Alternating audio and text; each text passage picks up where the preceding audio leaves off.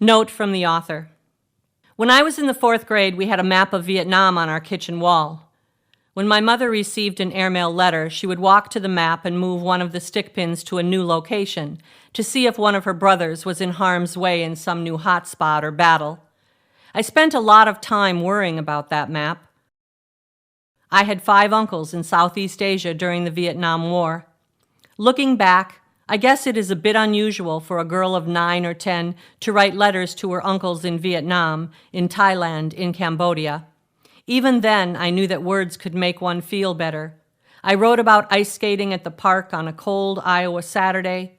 I wrote about school, basketball games, and the books I was reading.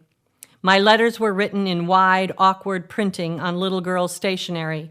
My uncles wrote back and thanked me for writing. Several years ago, one of those uncles wrote a line at the bottom of his Christmas card. It said, "Someday I want to sit down and tell you what it was like to be a young man going off to war." I taped that card over my desk and began to imagine their voices. Over the next years, I read hundreds of letters that my mother and my grandfather had saved from the boys, spanning many years.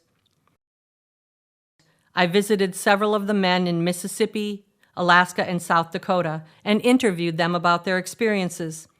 I recalled stories from my childhood. They filled in the details. Some preferred not to talk about it. Others felt like it had released a great burden. This manuscript is the result of those letters and those stories. It is a book about going off to war, a book about coming back home, and a book about those who are left behind. I took a few liberties with the facts simply because I do not know all there is to know. But I tried to retain the voices I have heard my whole life, the voices that rang true on parchment paper sent in airmail letters from all over the world. I dedicate this book to those voices, to my family, and every voice crying out in times of war, "I miss you, I love you, I wish I was home."